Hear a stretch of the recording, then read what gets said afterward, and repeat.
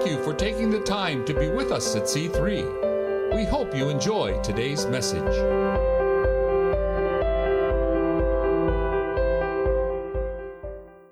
We're in Hebrews. We're in chapter 11, okay? And this has been a lot of fun. This section, this is kind of what maybe many of you have been looking forward to in this book, was this chapter, the great faith chapter, the great halls of faith. And so Pastor Greg opened it, the first 7 verses or so, and kind of took us through almost like a museum, almost like with all the busts of the great fathers and mothers of the faith, all these great moments, all these places where God has proved himself faithful, and people who have learned, journeyed with God have kind of learned those things, and a lot of Old Testament characters pulled forward into the New. We can kind of get little summaries and glimpses, and so it's kind of like walking along and looking and seeing a bust of Enoch, and seeing a statue of Abel, and sort of reading the plaque. When we go to museums, I like to read everything. My life likes to look and then go. So, you stop and you get to read and you get to see who they are and what they did, and kind of get that snapshot. And so that's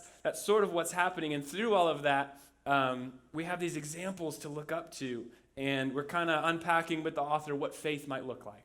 And so the notes are similar to last week, with the kind of faith is sort of statements on there. And so if you follow along, we'll get you a few of those, and hopefully you'll have some axioms, you'll have some kind of some sort of boundaries, some edges to kind of keep you in, because faith is a tricky thing to sort of pin down.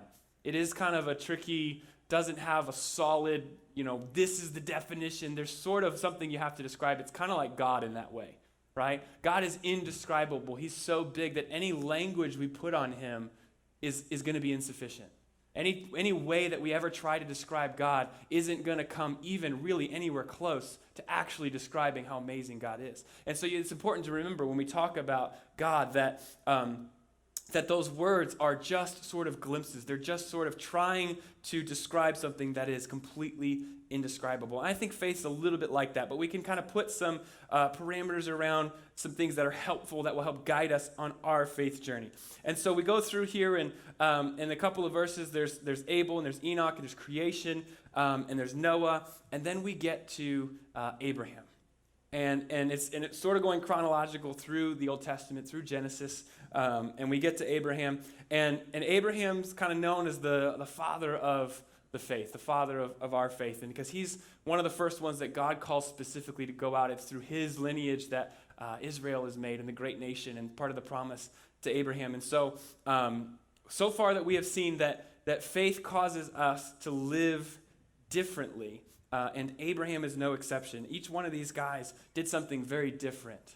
The way that Abel worshiped kind of set him apart. The way that Noah answered the call to build the ark was very different. I mean, you're building an ark for, decades and decades and decades, and everybody's wondering, what are you doing? Why are you building that? It's very, very different way of living in your culture. And so faith causes us to do that. Faith causes us to live differently, and Abraham is no exception.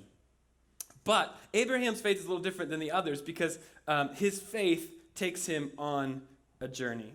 And if you've heard me speak before, you know that I kind of like to talk about the journey of faith that we're on, that it's a lifelong pursuit. We're walking with Christ. We're following him. We are learning. We're experiencing. We're growing. We're changing. It's not a stagnant thing. It's not a one-and-done thing. It's our faith walk, our faith journey is something that is a lifetime pursuit. It's something we're always chasing after. And I think that, to me, is one of the things that's so fascinating about Abraham. And so we'll pick this up in chapter 11 of Hebrews, verse 8. It can be on the screen, or if you want to read it in your own translation, that's fine too. But here it says in verse 8 that it was by faith that Abraham obeyed when God called him to leave home and go to another land that God would give him as his inheritance. He went without knowing where he was going. So that's kind of a quick little synopsis. There's a promise that God appears to Abraham. He calls him and he says, Abraham, I want you to get up and leave your family. I want you to leave your homeland. I want you to take your possessions and go. Go to a land that I will show you. All right. If somebody stopped you like on the side of the road and said, hey, I'm going to get in the car with you and we're going to go to a place that I'm going to show you, you're probably going to say, no, thanks. And so not knowing where you're going makes it very hard to go effectively on a journey. But it's trust. And there's more to it. He says, I will make your name famous. I will bless those who bless you. I will curse those who curse you. I will make of you a great nation that you would never be able to number the sand on the seashore, as many descendants as you have. And so this is great, great promise to Abraham, very unique to him, very special, very new. And we kind of, if you know the story, you know that Abraham doesn't have any kids at this point that are his own. He doesn't have any sons to carry on his name. And so that's kind of a big deal. But Abraham's young enough that, okay, I could still see in my future, maybe I'll have a son at some point. No big deal. We'll kind of work that out. So God calls Abraham to go. He causes him to go to a land that he's never seen. And so faith, to me, is kind of like the Exodus. It's kind of like an Exodus. Now, we came out of the Exodus series not too long ago. The book of Hebrews is constantly referencing the children of Israel's departure from Egypt out of slavery to the promised land and all of that. So that's hopefully very fresh in many of our minds. And I think what's significant about an Exodus is you're not just leaving something. You're not just coming out of something, but you're also going to something. So the Exodus is a two-part. It's a leaving of slavery, but it's a going to the promised land. You're not just stuck wandering in the wilderness. There's a destination. Yeah, there's a destination. There's a place you're going. And so it's calling us out of something new and out of something old into something new. So faith causes us to fix our eyes on the future. Faith causes us to fix our eyes on the future, on what is next. And this is what God is saying to Abraham. He says, Abraham, leave what is old. Come away out of that. I'm calling you to a new place. I will show you where it is. You'll get to see it eventually. You don't know where you're going, but if you trust, if you leave by faith, then you will get there, and this will all happen. And so it says in Hebrews that it was by faith that Abraham obeyed. Abraham left his family, his home, everything he knew, his extended family, everything. He took what was close to him, his possessions, and he went to a land that was foreign and strange. He didn't know when he would arrive. He didn't know what it would be like, and he didn't know what it was going to take to become a great nation. All he had was the promise and his faith. But it was by faith that he obeyed, and he left. He trusted, and he was being trusting a faithful God who had made a big, big promise.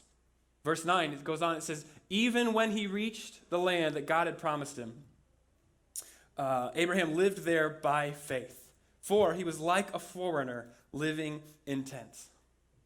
Now, when I first read that, I'm kind of like, okay, they always live in tents. It was a really, really long time ago. But it's important to notice there, he's living as a foreigner in a land, in a tent. A tent is not a permanent dwelling. A tent is not a foundation and a house and a farmstead and a ranch and a permanent, we're going to put down roots and stay here. A tent is a temporary, movable dwelling. And so he goes to this new land, and even when he reached the land that God had promised, he lived there by faith like a foreigner living in tents. And so did Isaac and Jacob, who inherited the same promise. Verse 10, Abraham was confidently looking forward to a city with eternal foundations, a city designed and built by God.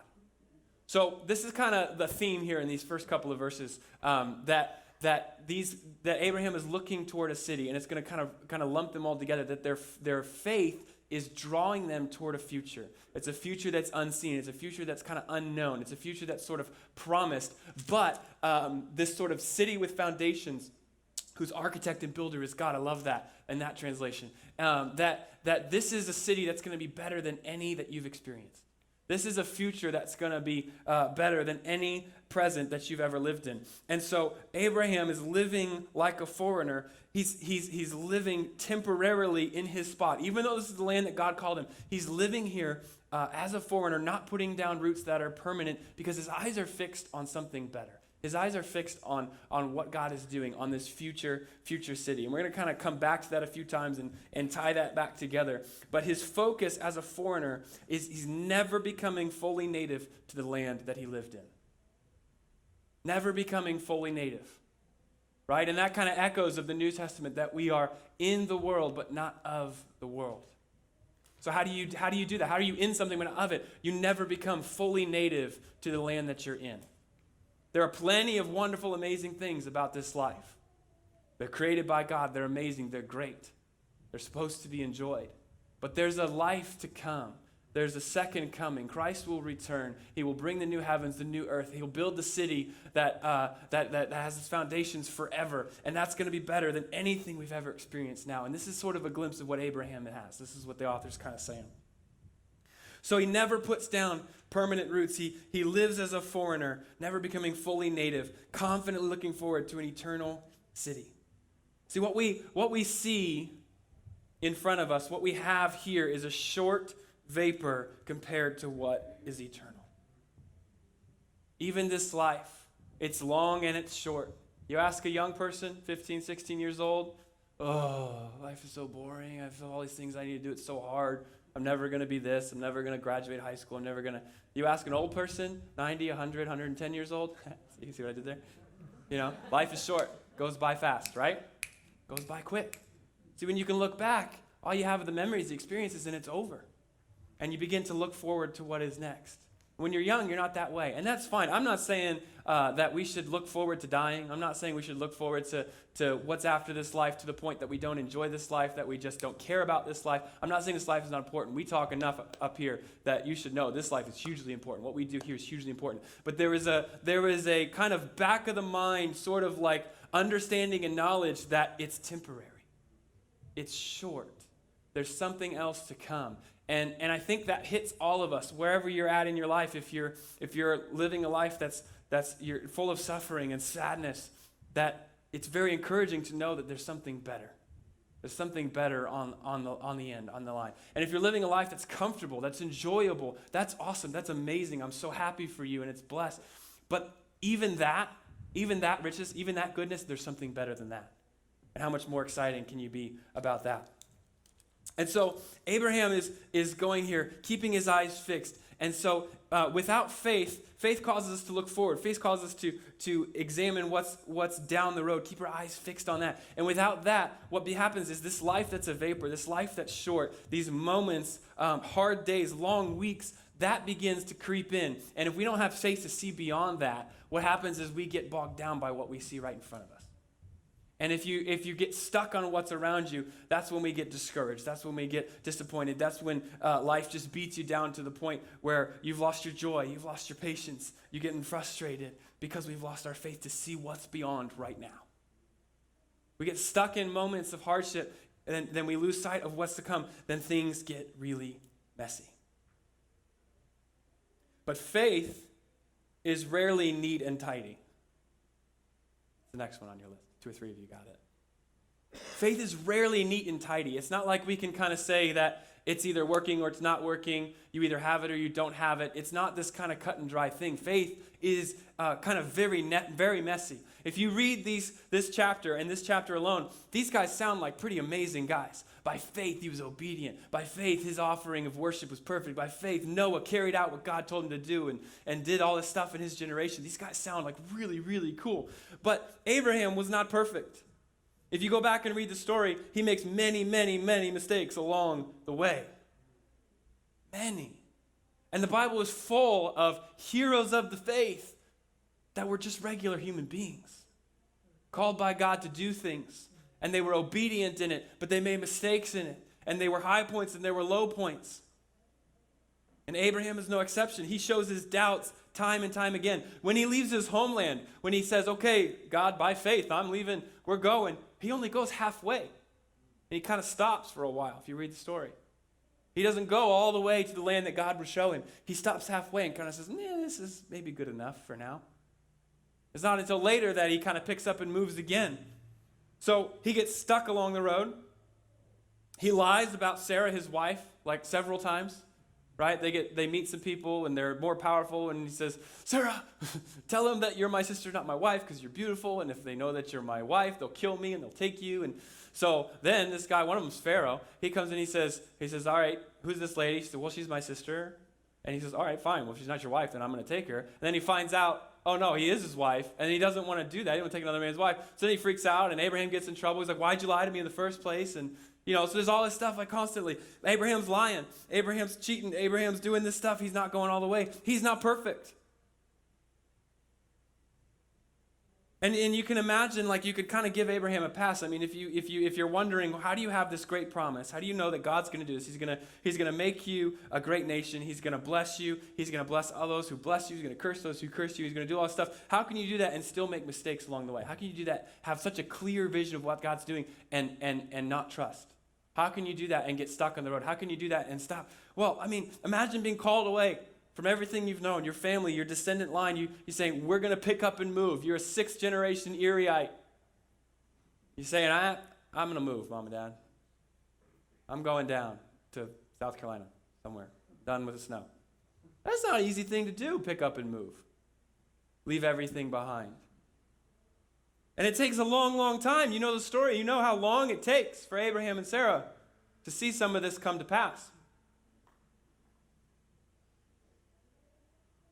So then we look at Sarah, and it goes from Abraham to Sarah. In verse 11, it says, it was by faith that even Sarah was able to have a child, though she was barren and was too old. She believed that God would keep his promises. Wow, Sarah was a rock star in the faith. Some of you guys know the story. See, Abraham and Sarah, not that old when God called them out, not young, but not that old. Well, years and years go by. Okay. Abraham, you remember that promise that God made? That we were going to have descendants, we were going to be a great nation, it was going to be as many as the sand on the seashore. That's a lot of children, that's a lot of descendants, right? Like, that's a lot. And so they go along, and they're getting older and older, and they say, remember that promise? Well, I'm getting older. Things are starting to shut down. When are we going to have this kid? And they get older and older, and the story in Genesis is very clear that they're getting beyond childbearing age. They get well beyond childbearing age. She becomes an old, barren woman, still no child. How can you have descendants, a great nation, with no children? How can that happen? And so they get further and further along, and Sarah eventually decides, well, you know what? I can't have babies anymore, but what if it's Abraham? It was Abraham's blessing. God called Abraham, maybe them together, but it was to Abraham. And so what if Abraham's the father, it should still work out, right? It still works. So what she does is she thinks, I can't have babies, but if Abraham can still father a son, well, so I'll send in my servant Hagar, and we'll see if maybe that's the way it's supposed to work. So she kind of takes matters into her own hands and causes that to happen. Well, Hagar gets pregnant. She has a son. They name it Ishmael.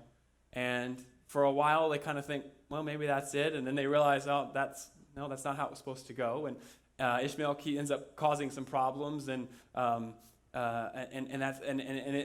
this part of the story, I don't want to get into the Abraham story too much because that's not really the point of today. But Sarah takes matters into her own hands and tries to kind of speed up the process, right?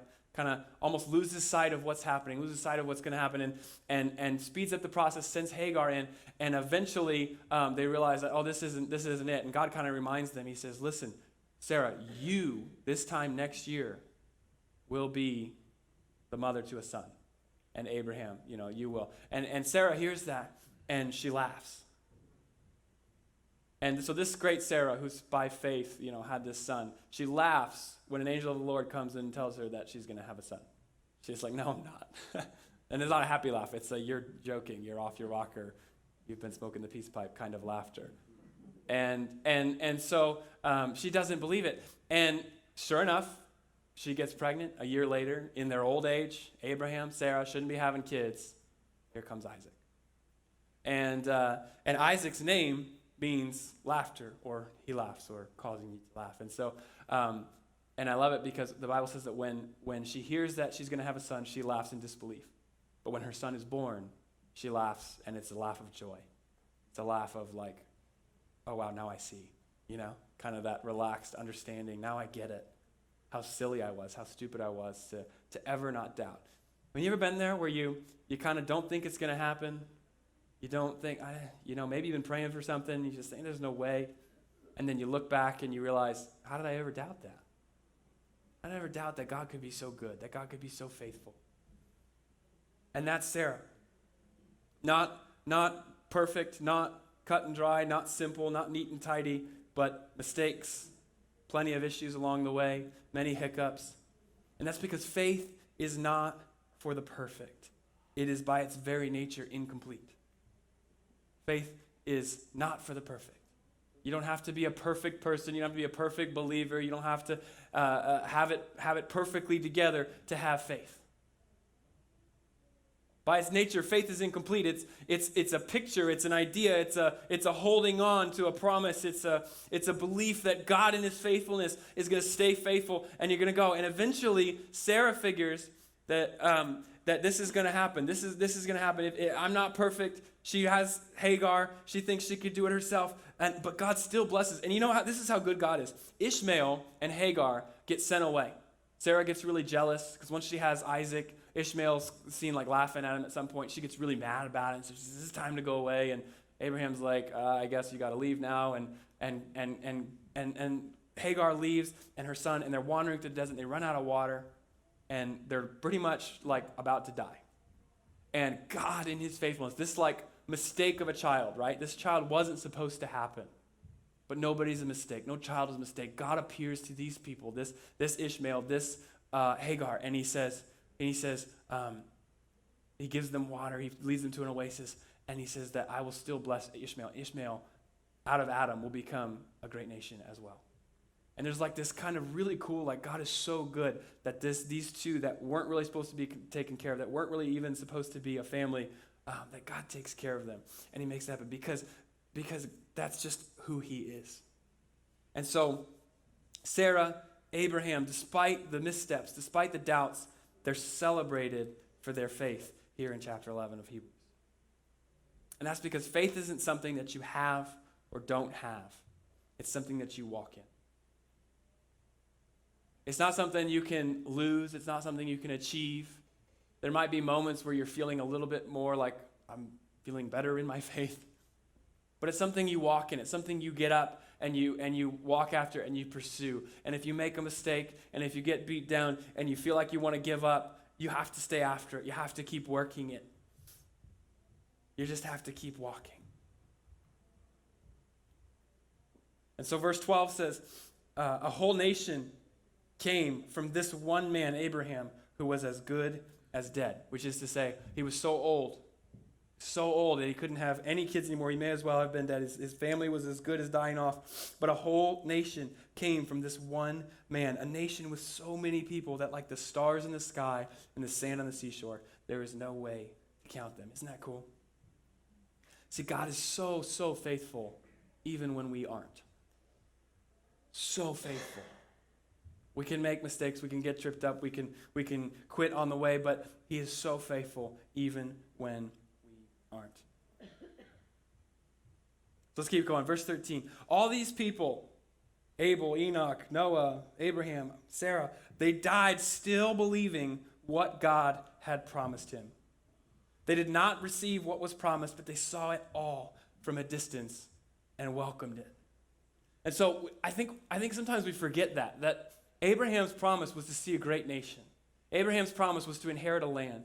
Abraham's promise was to see all these things come to fruition. And he gets to the end of his life. He's still living as a nomad. He's still living in a tent. And guess how many kids he has when he passes away? Like one, maybe two. Like one grandkid. Like that's it. He doesn't have a great nation. He doesn't have a huge family. He hasn't seen it come to pass.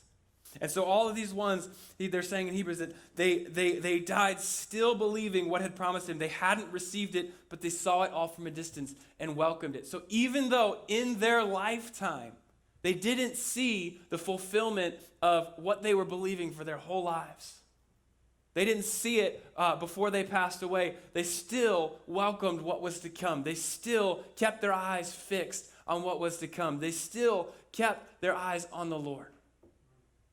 And I think so many of us, like our culture happens so fast. Things happen so fast. Like we're ready for something. Like I prayed about it. If it doesn't happen by tomorrow, then God probably didn't hear me. You know what I'm saying? And and if you're like really spiritual, you might give it like 6 months, a year. Praying for a year for this, to get a new house or to get a better job or believing for a child, whatever it is. And I think sometimes we can quit on that so soon.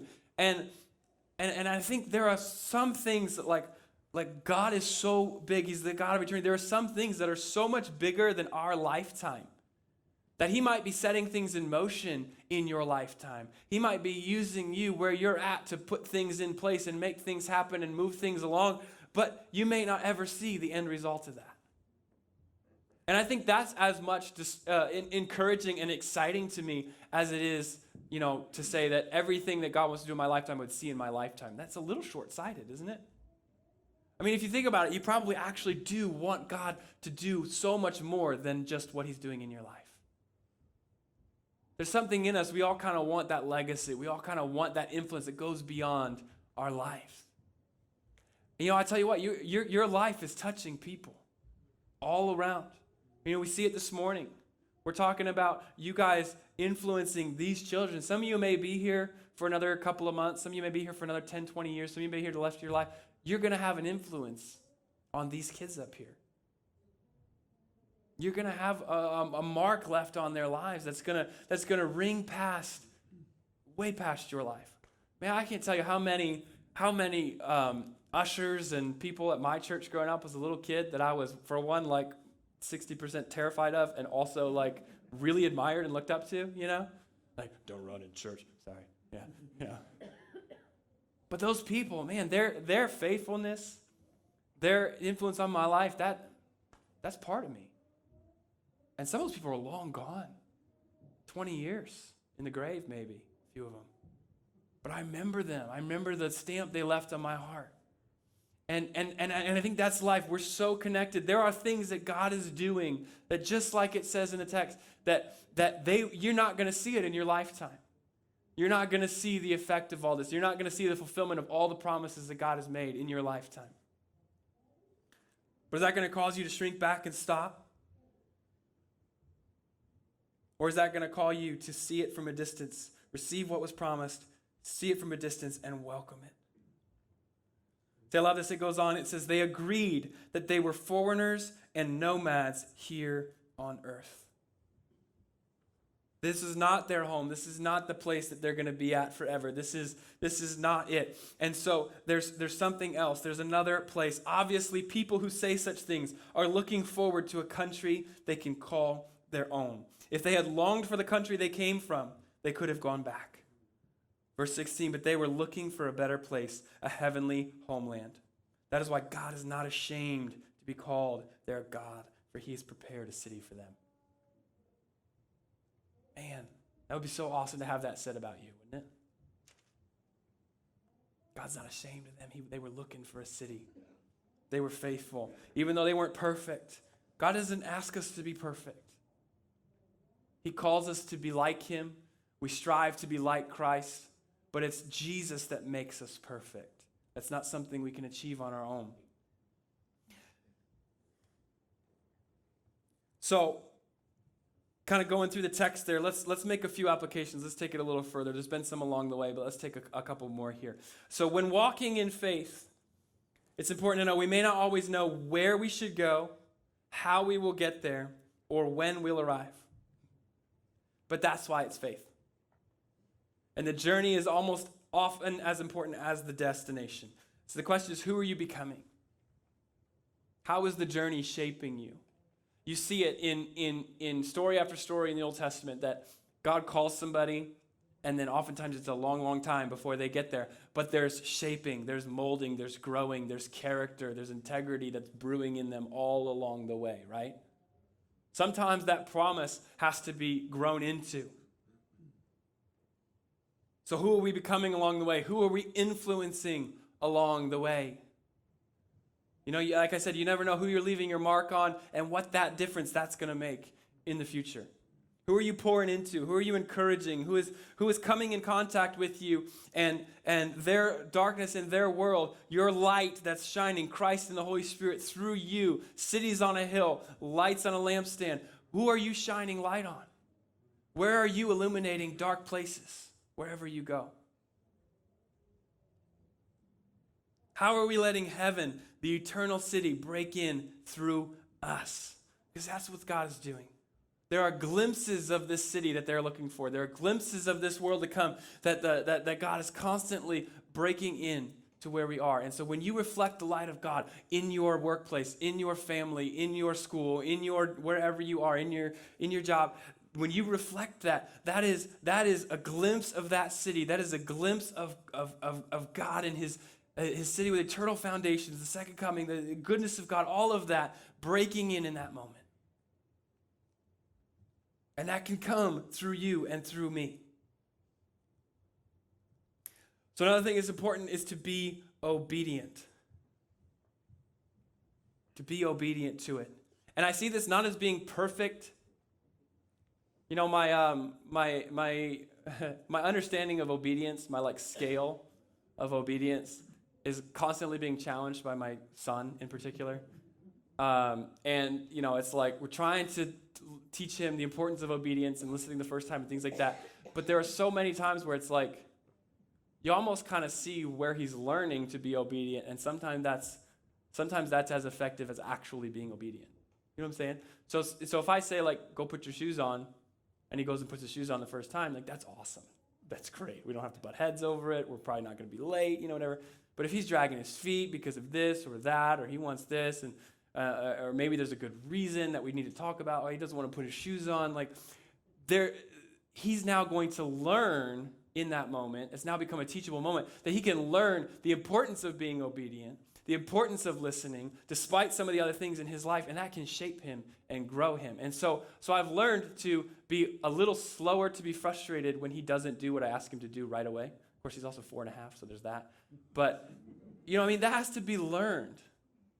You know what I'm saying? That has to be understood. And so I think rather than saying the important thing is to be obedient, and I don't want you to hear this as if I make a mistake, then I'm out.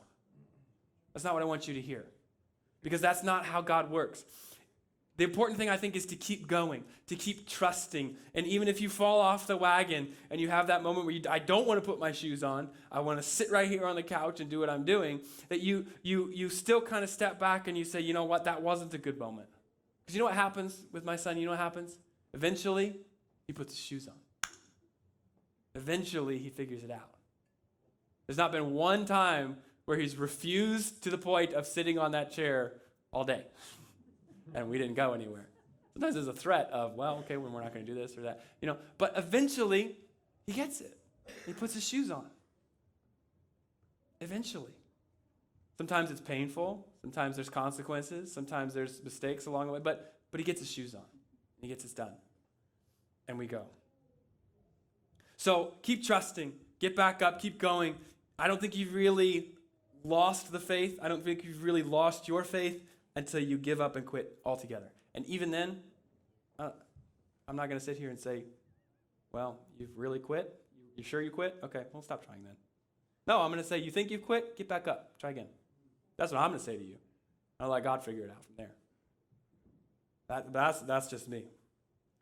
By faith, we keep our eyes fixed on what is to come, not getting discouraged by what we see, but remaining hopeful for what is to come. I think this might be the most important thing. It's faith that causes us to look beyond our situation, messy, crummy, miserable, painful as it can be. It's faith that causes us to see beyond what's happening now and see what God might actually be doing, see what God might be bringing in the future, see what God might work as a way out. That helps us remain hopeful for what's to come. And this is important because life gets messy. Life can get really, really messy, and sometimes it's easier to stay in our own mess than to clean it up and change it. So it's like Kids Day today, but I've got 3 kids. You guys saw them up here. And Gwyneth is the middle one. She's like 2+, and she's nice and squirmy. And she's our Spitfire. She's just like her mom. She's awesome. And so she, Gwyneth will be playing, having a good time, running around, whatever. And then every now and then, she'll disappear for just a few seconds, whatever. Excuse me. And then she'll come back. Now, if she doesn't come back, something's really bad happening. But usually she comes back. And sometimes when she comes back after being gone for a few seconds, the room kind of starts to smell different. And there's maybe like a different shape to the back of her diaper. And, you say, Gwyneth, did you poop? And she goes, nope. She doesn't own it, And it's like, okay, well, I can tell that you did, And so did you? Nope. And And so he said, okay, well, Gwyneth, you did. I can see it. And I said, well, we need to go change it. Let's go change it. It's gross. It's going to hurt you. We got to get it out of there. Let's clean it up. It's messy. It stinks, right? And this is the part where she starts running away. and you get up and you start walking after her and she runs away. And now it becomes a game. I don't want you to change my poop. I want to stay in it. I want to stay in the mess. I don't want to go get on the changing table and be uncomfortable and get that cleaned up. I don't like the way it feels. We put that cold wipe on there. I don't like all the stuff. I don't want that. I want to just stay where I am. But there's poop in your diaper. That doesn't sound like a good solution. And so what they have to learn is that it's better to clean up the mess and go through the discomfort and end up with a clean diaper than it is to stay in it in the long run. And I think in many ways we do the same thing. You make a mess, and rather than do the hard work of cleaning it up, the uncomfortable work of getting out of it, keeping your eyes fixed on, if I go through all this hard stuff, and if I trust God through it all, and I walk through this, and He leads me, then on the other side of it, there's going to be, clean diapers. There's going to be clean pants. There's going to be no more mess. I'm going to be out of it. I'm going to be in a much better place because I trusted God, because I walked through it, because I went on the journey and I was faithful to it. And if you can't see that, if you don't have the faith to see that, then you end up staying in the mess. And what happens is it starts to get stinky and gross, and you get a rash and all sorts. And now it's worse. And so, rather than think that things are better the way they are, we got to do the hard work to make it right.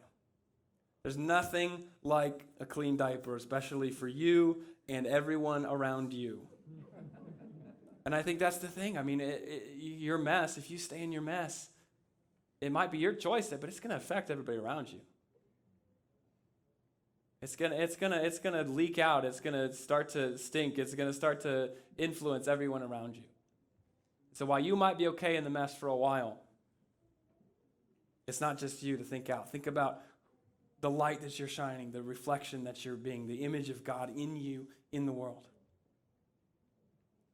See, it's faith that what God has for the future is better than the mess that we're in. That will keep us moving toward His promise.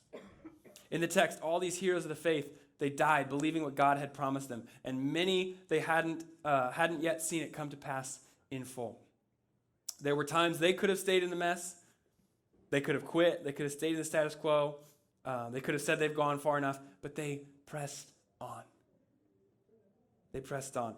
They said, we're all looking for a country we can call our own, but there is a better place, a heavenly homeland. There's many moments in our lives when nothing adds up. There's plenty of times when it seems like everything may be falling apart. Maybe you're going through one of those moments right now. Maybe you're walking through one of these times right now. Maybe like Abraham, you've gone halfway. You're not sure if you want to keep going. Maybe like Sarah, you've tried to speed up the process and it didn't work.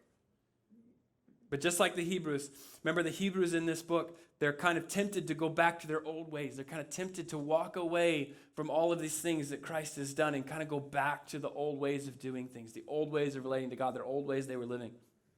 And so the author is saying they could have gone back to their old cities if they wanted to. He's speaking like directly to their situation. This audience is thinking about saying, well, this Jesus thing was cool, but things are getting kind of weird and hard, and I think maybe we should go back to the way that we were always doing it, and maybe keep some of the Jesus stuff, but kind of stay back here where we were. And the author is saying, these all had the option. They had the choice that if they wanted to, they could have gone back to the cities they came from. They could have gone back to the way that they were living before. But faith had caused them to live differently, and they got a glimpse of who God was. They got a glimpse of what God was doing. They got a glimpse of the future that was coming, and they couldn't turn back from that. It caused them to live so differently in this world because they knew that it's temporary. They knew that I'm just here passing through. Not white-knuckling it, hoping for the end. Not saying, it doesn't matter what happens here. It's all going to pass away anyway, and I'm on to bigger things. absolutely caring where they were, but knowing that it was temporary. Knowing that it was just for a time. The author is calling us forward. Because God has prepared a city for his people. That city is breaking into our world here. So let's keep our focus on that. Bring his kingdom to earth wherever and whenever we can by being a people that lives different. You know what's coming. You know that there's more. You know that this is going to happen. So we got to live differently. Right? If you know, you can't lead the same. You can't be the same knowing what you know. So let's have peace in frustrating situations. Let's show love when we're supposed to hate. Let's harness self-control when we have every right to lose our mind. Let's show kindness and goodness to someone who doesn't deserve it. You get the picture?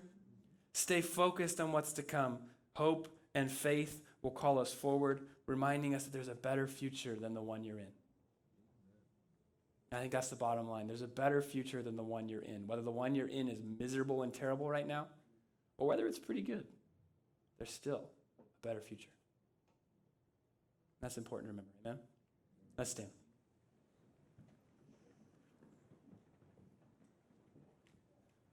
Well, Father, thank you so much for today, for everything you're doing, for the families that are here, for the people that are here, for the community of this place.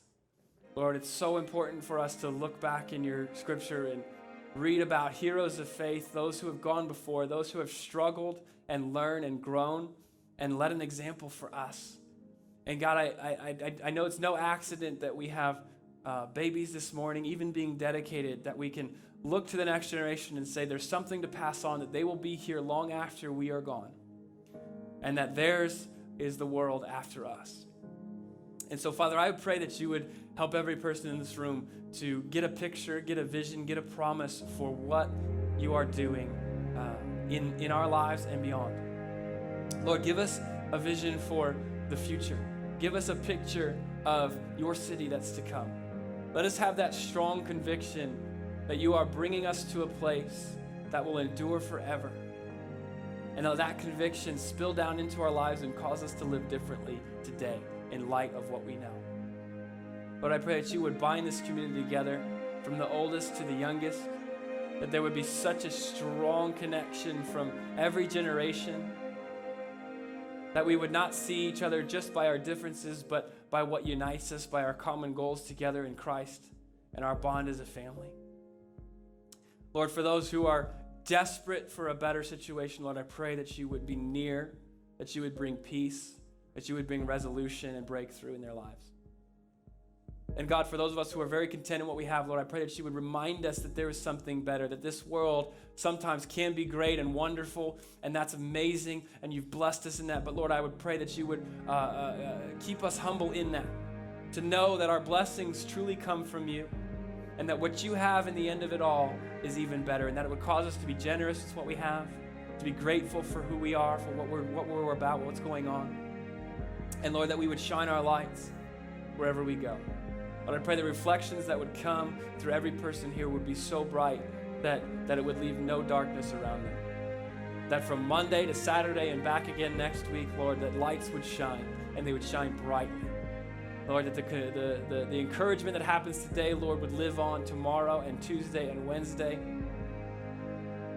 And Father, you'd go with us wherever we go. We know that you lead, that you always set foot before we do.